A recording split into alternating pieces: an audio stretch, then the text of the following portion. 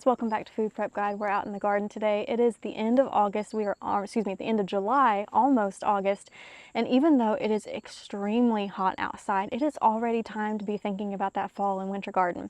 So today I want to share the 6 major tasks that I do in the garden at the end of July, beginning of August, to prepare the ground and to prepare my infrastructure like trellises and things like that for planting our fall and winter crops. Let's get started. If you would like help planning a productive garden, scroll down to the description box of this video and click this link for a free garden printable. We calculated quantities for a year's supply of the most common garden vegetables and organized them into a neat chart to help you plan. We'll send it straight to your inbox. If you're new here, we invite you to subscribe and hit that notification bell so you don't miss any of our upcoming tutorials on gardening and food preservation, food storage, and more. Okay, task number 1 has to do with clipping vines. This is going to be any of our pole crops that we grew in the summer, our green beans, our cucumbers, our southern peas, even things like squashes and stuff like that. But woo, I don't know if the camera caught that. 2 dragonflies fighting just flew right in front of me. Anyway, gotta love the garden. The primary thing that we want to do this task that I'm about to show you with is going to be anything in the legume family because they are beneficial to the soil. So legumes, if you don't know, they fix nitrogen into the soil. They don't take out nitrogen when they're feeding from it. They produce little root nodules on their roots that keep the nitrogen there in the soil. So most of the time with most plants, like your tomatoes and your peppers and okra and stuff like that, when it comes time to cleaning up your garden for fall and winter, or even just putting your garden to sleep for the winter and not planting anything, you would typically just take that plant and rip it up out of the ground. But for anything in the legume family, you can benefit from those root nodules of nitrogen in the soil if you don't uproot the whole plant. So what we do instead is we simply clip the vine, we clip the bush. You know, plenty of legumes grow in bushes too. So whether it's bush or vine, you just want to clip the plant at the base of where the plant enters the root. So I'm going to do that real quick and then we'll move on to the next one and I'll show you, you know, how that looks. Okay, here is one of the vines of my green beans. You can see where it's coming out of the ground right there. So I'm just going to push back the mulch here and take some scissors and simply, just let me get that piece of grass out of your way, and just cut it at the base. And there we go. So that root system will stay in the ground and this will be able to easily pull off. I went ahead and clipped the rest of my green beans several days ago so that I can show you the result and how much easier it is to get off of these trellises.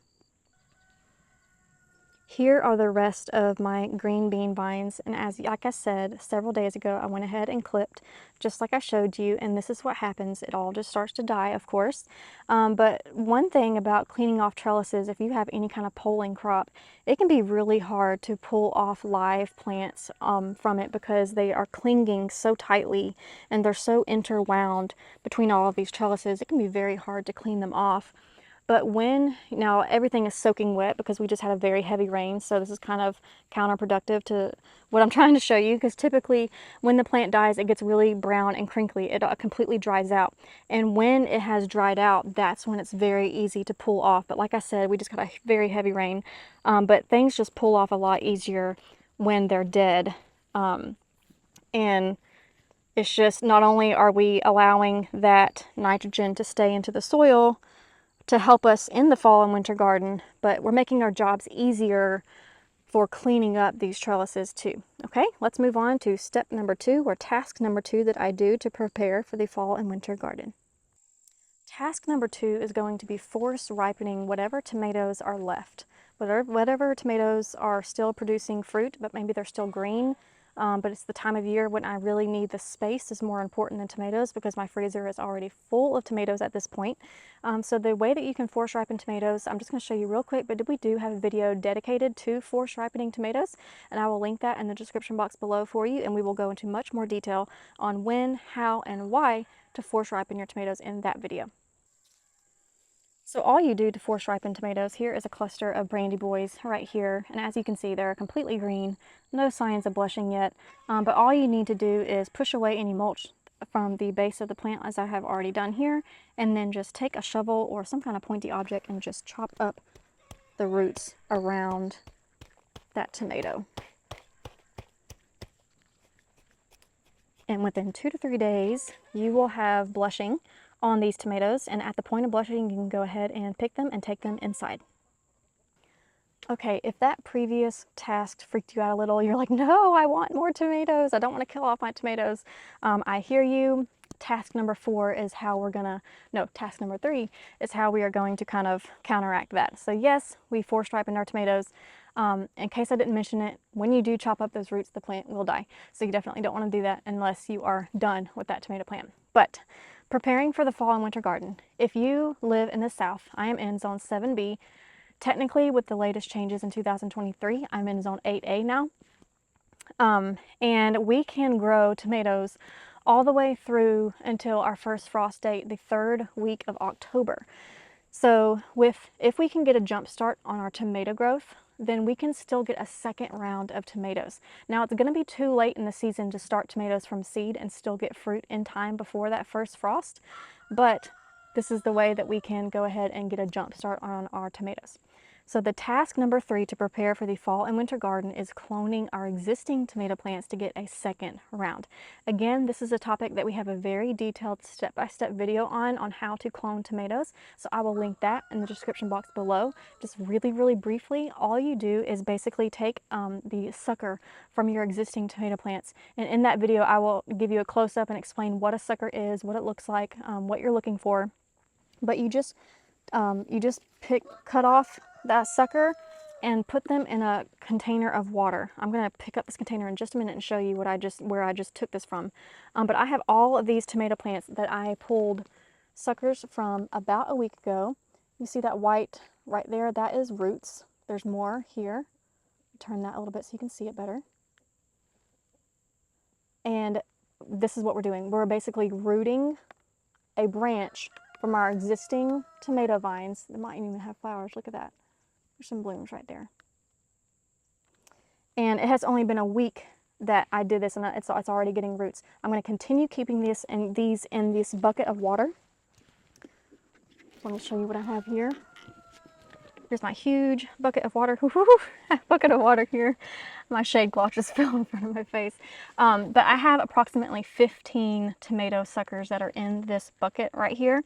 And they are just going to sit here in this water until I am ready, either until I'm ready to put them in the ground or until all of these tomato suckers have roots that are about at least an inch long, which you saw that one was, but it was only 1 to 2 roots on that stem, right? I want that whole thing to be covered with roots. And I don't think I have any that are at that stage yet, being only a week. Well, this one has a whole lot more. But see, I want roots all along here, and I don't know if you can see, but there are teeny tiny little baby hairs, and all of those, not hairs, roots, all of those will turn into well-developed roots. And once this whole thing is covered with these white roots, I will put them in the ground, but I don't have space to put them yet, which is why we did task number 2 of forced ripening tomatoes, so that I can pull those, re-amend the soil with nitrogen and probably some bone meal for phosphorus, some calcium to prevent blossom end rot, and then we will put these tomato suckers in the ground. And because they are already mature, not mature, like teenagers, they're like teenager plants. Look at that one. It's got a tomato on it. So see how we have like a huge jump start on our fall or second round of tomatoes. So if you are in the South, I highly recommend doing this because it is just an excellent way to go ahead and get a second round of tomatoes. Okay, on to task number 4. Okay, task number 4 is to go ahead and get your fall and winter seedlings started. Of course, you can grow them from the store. Absolutely do that if you would like to. I like to grow from seed as much as I can. It just saves a lot of money, and it gives me a lot more variety in what I can grow because I can choose specific varieties that grow well in my particular area. So if you are new here, you might not know how we start seeds, but if you are friends of Food Prep Guide for a while, you know we love the winter sowing method. That is when you sow seeds in milk jugs outside in the winter. I do the exact same thing in the late summer to prepare for my fall and winter garden. It's just not called winter sowing anymore. We just call it jug sowing. And there are a few differences. We're not going to completely enclose the jug. We're just going to do one strip of duct tape so that there's plenty of airflow. We still get somewhat of a greenhouse effect for quicker growth, which is the whole reason that we're doing this. But the seedlings can get really suffocated in this heat because, you know, it's late July, early August. In most areas, it's going to be very hot that time of year. So you don't want to close in the whole jug. So anyway, what I have done here is I think I ended up doing 13 jugs, but you just cut the milk jug in half, fill it with dirt, put your seeds in, give it a good water, and then close your jug with one strip of tape. Be sure to label it. This is cabbage. We do have a video dedicated to more detail because there are some things you need to know about jug sowing if you're going to be going this route. But that's like a very detailed process, which we do have a whole separate video on that. And again, that will be linked in the description box below if you're interested in checking that out. Just know that the only difference between what you see in that video and what you need to do for your fall and winter garden is not to duct tape the entire jug. Just do one strip here. Let me talk to you about what I am growing in the fall and winter garden. If you are brand new to gardening, you might not know for sure which crops do best. Now, of course, depending on where you live, depending on what zone you're in, what country you're in, I know that there are viewers from all over. So you would want to do like a Google search to make sure that the information I'm sharing is going to apply to your area. But in general, there is an entire class of plants that thrive in cold weather, whether, you know, no matter where you live. If it's going to be cold where you are, this is the class of plants that you want to grow. Anything in the brassica family is going to be number one on the list. So your cauliflower, your broccoli, your cabbage, your kale, any of those things in the brassica family thrive in cool weather conditions. The only kind of caveat to that, which isn't really caveat, but you just need to know ahead of time that if you are going to be starting from seed, you actually do go ahead and start them right around the end of July, early August, even if it's 90 degrees outside, because what you want is you basically want to time the planting to where you have a 6-inch seedling at the time of transplant, meaning at the time that you're going to put it in the ground outside. And you want to kind of time it where that 6-inch seedling is being transplanted outside when the temperatures are somewhere in the 65 to 70 degree range. And of course, once it's in that 65 to 70 degree range, it's only going to get colder from that, right? Because that's just how seasons work. So even though it's really hot outside right now, it's still the time to go ahead and do that.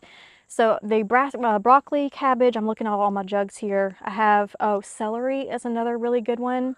All of your lettuce greens can do another round, another succession planting of all of your greens, your spinach, arugula, all your lettuces and things like that can be going into the ground again in the fall. Carrots do a great one. You don't want to jug sow carrots though. That's a direct sow crop, but I will be direct sowing those the first week of August in my area. And oh, Brussels sprouts, I almost forgot. I've got 2 jugs of Brussels sprouts here. That is another crop that does fantastic in cold weather. In fact, the Brussels sprouts form better little heads when they have a little bit of frost, or they get a little bit sweeter when they have a little bit of frost exposure. So that's another one that's really great in the fall and winter garden. Okay, on to the next task. The 5th task that I do to prepare for the fall and winter garden is the boring task of simply pulling the weeds and getting that soil re-amended for whatever is going to be going there next. So I have you here in my onion patch. This was a 50-foot row of onions, and I made the very terrible mistake of not covering the holes in this weed fabric as soon as I harvested those onions. As soon as I harvested those onions, I should have rolled out another solid piece of weed fabric over these holes, and I didn't, and now I am paying the price for that. You can see all of these weeds. So my next task is going to be just going through and clearing out as many weeds as I can, and then going through and amending the soil with whatever I need to amend the soil with. There are 2 things you need to consider when you're amending the soil. It is starting to sprinkle, so I'm going to try to hurry up. But number 1 is think about what you just grew and what did that pull from the soil. So a plant is going to pull from the soil whatever it needs to thrive. So onions really need nitrogen to grow. So therefore they are going to be pulling nitrogen from the soil.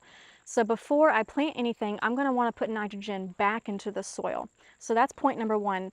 Aspect number 2 that you want to consider when you are amending your soil for fall and winter garden is what's going to go here next and what does it need. So if something needs phosphorus, and it pulled, every plant needs a little bit of every three of the main nutrients, the main minerals, nitrogen, phosphorus, and potassium. But different plants need more of different things. So even though the onions pulled nitrogen from the soil, let's say I'm going to plant something that doesn't need much nitrogen. I still want to go ahead and put nitrogen back in the soil because they do still need a little bit of nitrogen no matter what's going here. So I'm going to put nitrogen down. But now let's say I'm going to plant something that really needs phosphorus. In addition to the nitrogen that the onions depleted, I'm going to go ahead and feed the soil with phosphorus because the next thing that I plant here is going to need phosphorus. So as you are planting, you're amending, you're fertilizing, you're prepping your garden beds for fall and winter, think about what you had just grown there and what it took away, and think about what you're about to grow there and what you need to put in for that, okay? On to the last and final task that I do to prepare for the fall and winter garden. Okay, the final task is to water, water, water those direct sown seedlings that are going to be maturing in the fall and winter. You can see little blips of green here. Those are a second round of green beans. Now, if you live in an area where you don't get your first frost until mid-October or late October, you can absolutely get a second round of your summer crops in. So even though I am prepping my fall and winter garden, that also includes second rounds of summer gardens, summer crops. So I have another crop of bush beans here. If you're going to be doing a second round of crops that are summer variety, I do recommend that you go for the determinate and or bush variety of plants, because what those do is they put on their fruit all at once.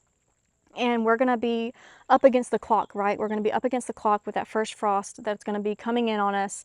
And indeterminate plants and vining and pole variety plants, all of those, they produce fruit here and there and just grow, grow, grow, grow, grow. Well, since we don't have as much time to grow, grow, grow, grow, grow, we want to focus on those shorter days to maturity crops like bush green beans that put all of their fruit on at once. So that's what these are here. I'm trying a new variety from Haas Garden this year. It is their special hybrid green bean. I can't remember the name of it, but it's supposed to be really productive, so I'm going to test that out. But the reason why I mention watering those is because when you are direct sowing seedlings, it is the time frame that it is very hot, and in a lot of areas it's drought conditions.